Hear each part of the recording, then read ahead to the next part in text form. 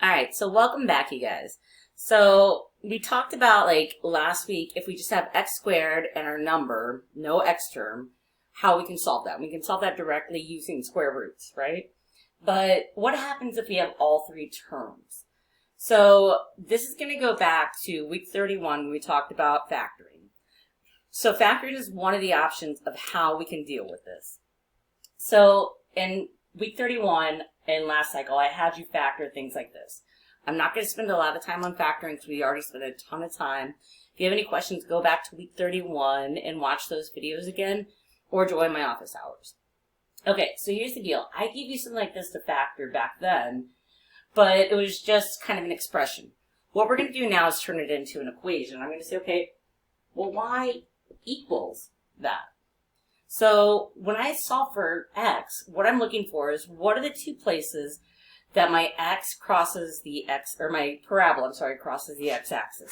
So if I think I have some parabola, something like this, when I solve this, what I want to know is what do I get when my y is 0? So what are these two numbers for x if y is 0? So here's the deal. We're going to go back to factoring. So what I'm saying is if I put 0 in for y, what do I get for x? And again, I can't solve this with square roots because I have this x term now. So again, the method that we're going to try first is factoring. So can I factor this? Well, let's check it out.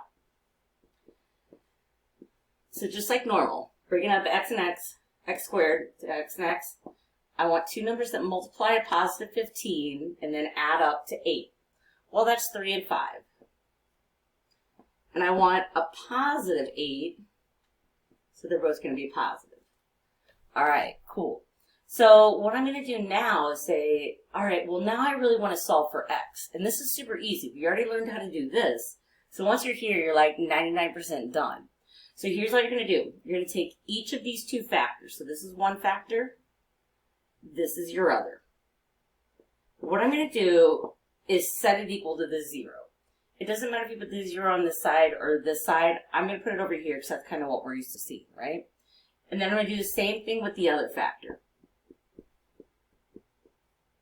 Well, then all I'm going to do is I'm just going to solve this like normal, right? I want to get x by itself, so I'm going to do my inverse and say, cool, x is a negative 3. And over here, same thing. Get rid of my 5 and say, cool, x is a negative 5. So I know I kind of made this rough sketch earlier, but I want us to understand what this is saying. What this is saying is that if I have this parabola, it's going to cross the x-axis, whatever it looks like, at negative 5 and negative 3.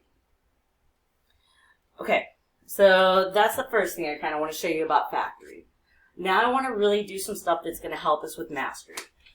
Actually, I'm lying. So before I do that, I showed you what we do with the parentheses. I want to kind of do a U-try. So what I want to do is I want you to pause this video after I write this, and I want you to try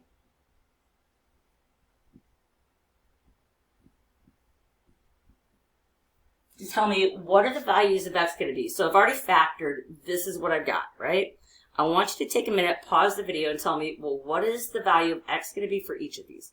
Take a minute and pause, and then we'll come back together. Okay, so super simple. I'm going to take this first factor, x minus 4, set it equal to my 0. Same thing here. I'm going to take this factor of x 3x plus 10, set it equal to 0. Now I'm just going to solve like normal. Do my inverse to move my 4. And I find out, cool, 1x value is at 4.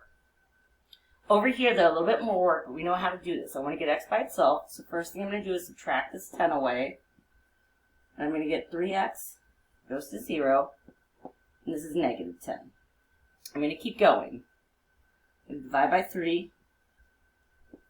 And I'm going to find out my other x value is a negative 10 over 3.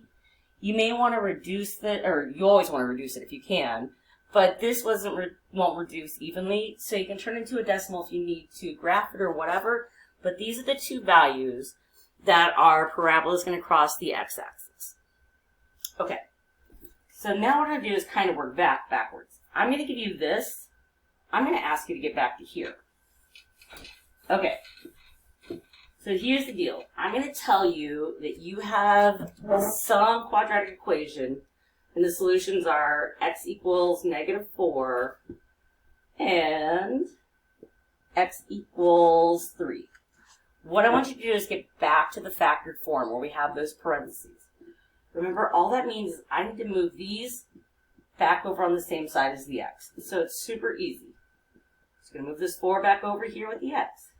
Remember, I cannot combine the x and the 4. So I'm just going to write it like that.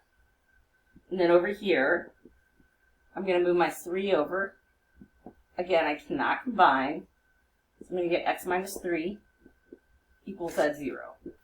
All right, once we get here, these are the two factors. So all I'm going to do is say, well, what does that look like? X plus 4 and x minus 3. Well, that equals my 0. So this is your factored form. So we just kind of went in reverse of what we just did. Okay, let's keep going and kind of like put everything together.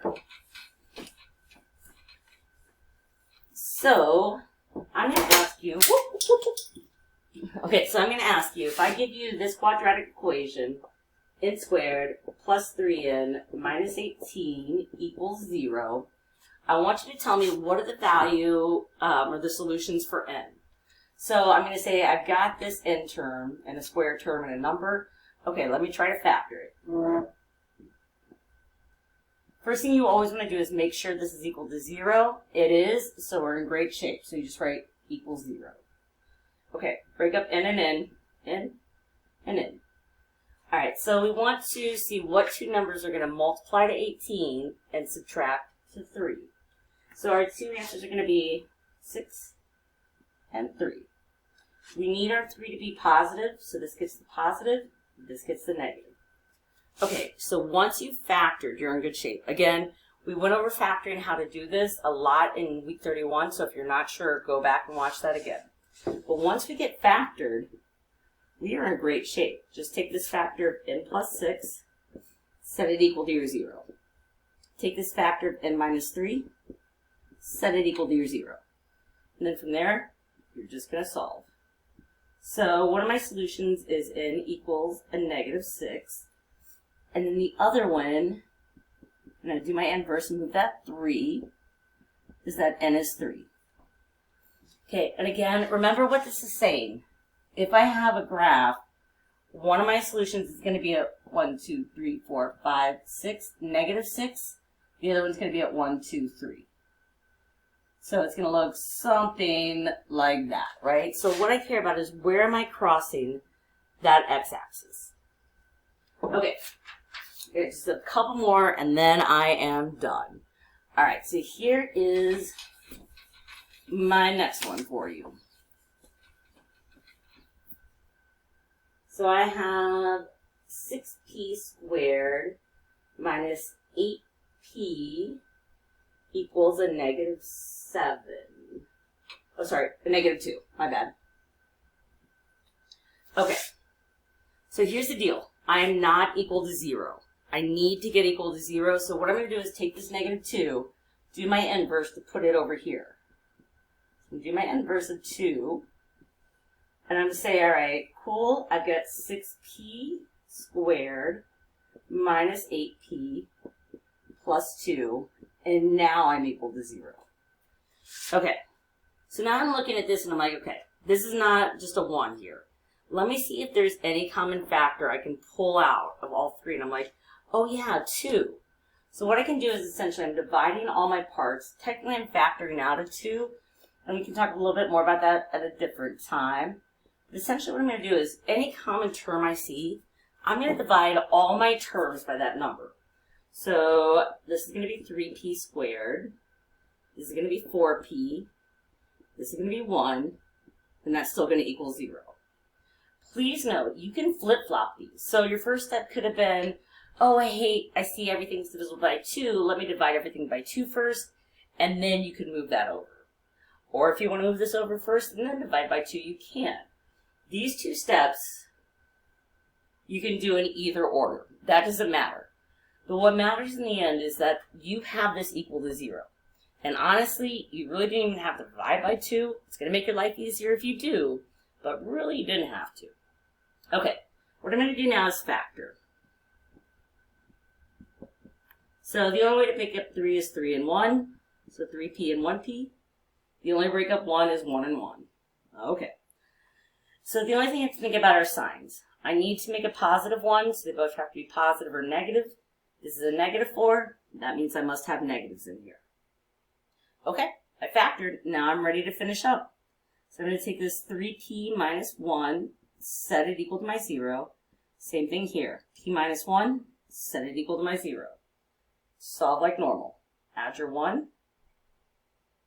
And I'm going to get 3p equals 1. Finish it divided by dividing.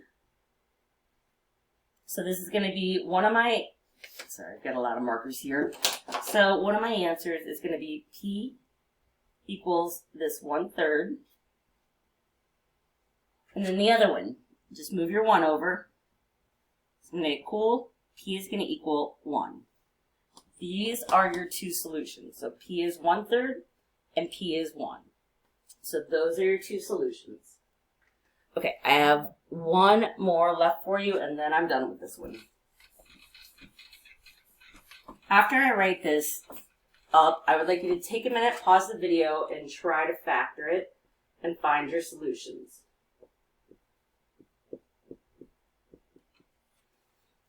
So please take a minute, pause the video, try to factor this. Okay, so here's the deal. Just like normal, the only way to break up 1x squared is just x and x, 1x and 1x, right? The only way to break up 2 is 2 and 1. But the question is there any way I can put signs in here to give me a positive 9? Well, no, there's not, right? There's no way that this is going to add up to 9, or sorry, subtract to 9. So here's the deal. Not everything can be factored. So not everything can be factored. And then sometimes it's just a pain to factor things. So we're going to talk in our next objective about what do we do when we get things when we can't factor them, or it's just a real hard pain to do them. Okay, so stay tuned for the next lesson. Bye-bye, guys.